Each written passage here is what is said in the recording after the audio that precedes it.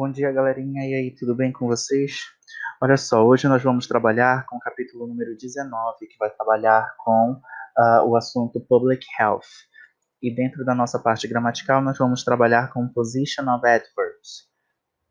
Menino, já de cara, lá na página número 35, nós temos um texto que vai falar um pouquinho sobre a Organização Mundial da Saúde. E aí eu digo para vocês em relação àquelas nossas estratégias, né? Busquem as palavras cognatas, busquem as palavras que vocês já conhecem, aquelas palavras parecidas com a língua portuguesa. Elas vão auxiliar bastante vocês nesse momento aí da resolução dessa questão, tá? E aí essa questão número 1, ela diz o seguinte: escreva verdadeiro ou falso de acordo com as informações do texto, certo? Então deem uma lida no texto, vejam essa compreensão e aí vocês já podem trabalhar nessa resolução, tudo bem? Lá na página número 37, nós temos aí duas questões que vão trabalhar sobre o nascimento precoce, né, a gravidez precoce aí na adolescência. A atividade número 3, ela apresenta o seguinte: de acordo com o texto, a incidência de nascimento por mães adolescentes no Brasil é, e aí vocês têm as 5 opções para escolherem aí a resposta correta.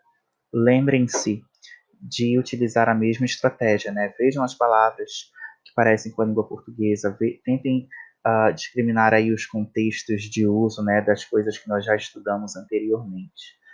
A atividade número 4, ela diz o seguinte: a região com a maior incidência em termos absolutos de gravidez adolescente no Brasil, e aí ela dá um prosseguimento dentro das 5 opções que nós podemos complementar aí esta frase.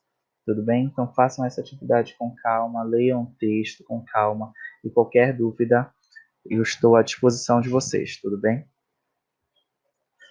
Lá na nossa página 38, nós vamos falar um pouquinho sobre a questão gramatical.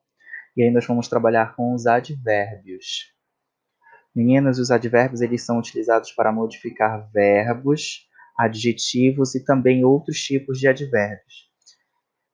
Lembrando que os advérbios eles podem ser inseridos em diferentes locais no meio de uma frase. Isso vai depender muito do tipo de advérbio que nós vamos utilizar e qual é o propósito de uso também para esses advérbios aí.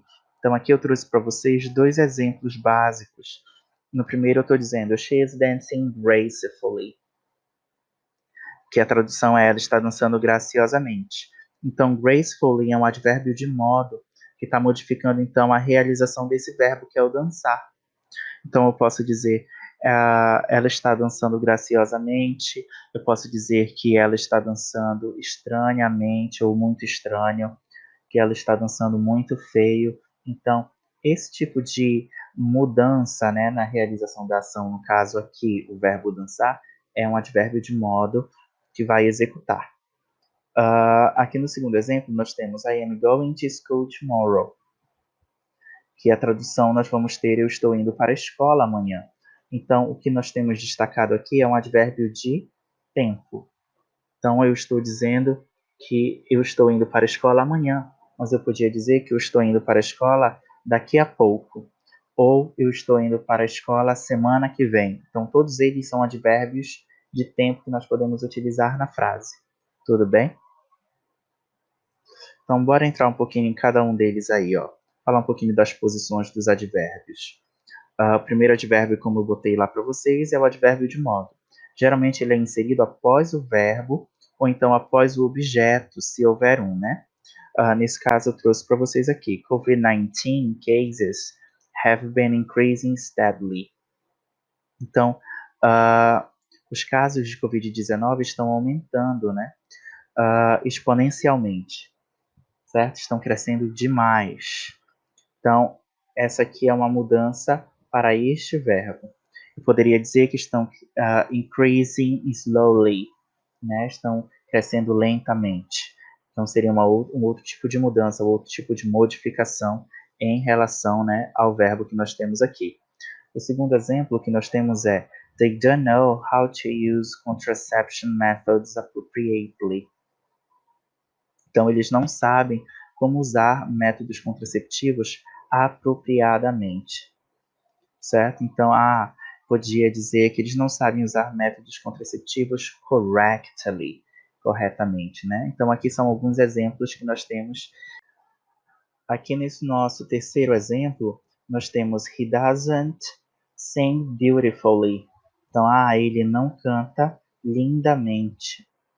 Né? Podia dizer He doesn't sing correctly. He doesn't sing appropriately. Então, são exemplos aí de advérbios de modo que nós podemos utilizar para modificar o modo ou a forma como o sujeito canta, certo?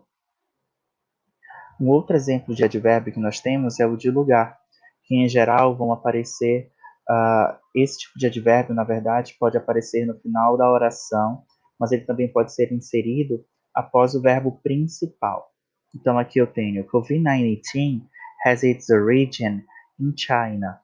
Então eu estou dando a vocês um exemplo de advérbio de lugar, que no caso aqui é na China. Assim como eu tenho aqui no segundo exemplo, officials came here to talk about the danger. Então, os oficiais chegaram aqui ou vieram aqui, né, para falar sobre o perigo. Então, aqui também vai ser um advérbio de lugar. Um outro exemplo que eu tenho é Are you going there? Você está indo lá? Lá onde, né? Então, novamente, eu estou trabalhando com um advérbio de lugar. Então, quando eu me refiro a um espaço, eu vou ter um advérbio de lugar. Quando eu estiver modificando a forma com que uma ação está sendo executada, eu vou ter o advérbio de modo, que é esse que nós vimos aqui anteriormente, tudo bem? Então, são dois advérbios que nós vimos. Olha só o terceiro advérbio que nós temos aqui, que é o advérbio de frequência. O advérbio de frequência normalmente é inserido antes do verbo principal. Mas, se na oração houver o verbo be, ele vai vir então após este verbo. Então aqui eu tenho os exemplos para gente. They frequently launch campaigns about public health. Então eles frequentemente, olha, estou trabalhando com frequência, lançam campanhas sobre a saúde pública. Ou, por exemplo, the hospital directors were often discussing about the costs. Então, os diretores do hospital estavam, olha o verbo be aqui, ó, frequentemente, que quer dizer often, discutindo sobre os custos. Então, aqui eu tenho o verbo to be, e aí o meu advérbio de frequência vem logo após ele. Aqui nesse nosso terceiro exemplo, eu tenho I will always love you. Então, nessa situação, eu tenho também o advérbio de frequência aparecendo aqui antes do meu verbo principal, certo? Então, lembrem que os advérbios de frequência são aqueles que vão, de fato, dizer em relação a repetidas vezes, né? A frequência, de fato, que nós realizamos determinadas ações. Nesse caso aqui eu trouxe para vocês o frequently, que quer dizer frequentemente, o often, que é um sinônimo, e always, que quer dizer sempre. Então, eu sempre amarei você, certo? O próximo e último tipo de advérbio que eu trago para vocês aqui é o advérbio de tempo, que ele pode ocorrer tanto no início quanto no final de uma frase. E só lembrando que quando ele aparecer no início de uma frase, posteriormente a ele nós vamos ter uma vírgula. Então aqui eu estou dizendo next year, que é ano que vem, I will buy a new car. Eu comprarei um carro novo. Ou eu posso dizer I will buy a new car next year.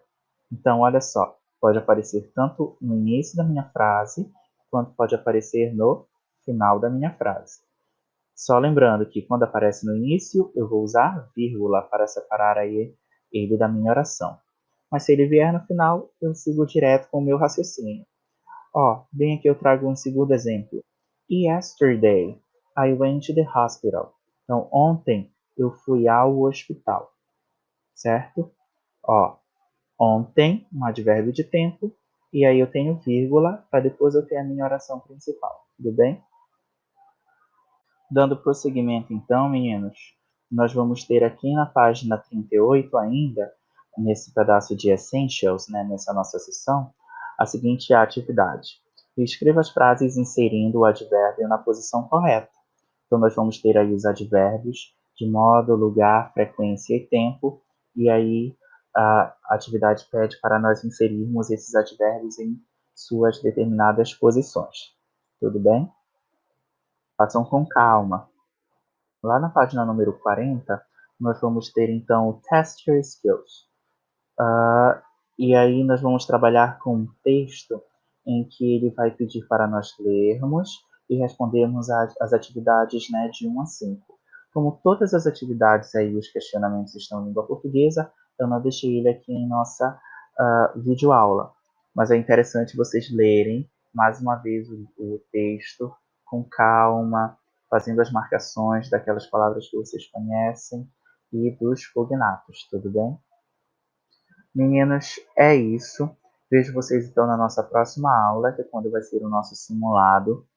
E não esqueçam de me enviar essas tarefas, tudo bem? Lembrem que esse é o nosso último capítulo, valendo pontuação, e o nosso simulado, que a semana que vem é a nossa última tarefa também, valendo a pontuação para a terceira avaliação. Então não deixem de enviar, tudo bem? Então é isso. Bye bye, see you.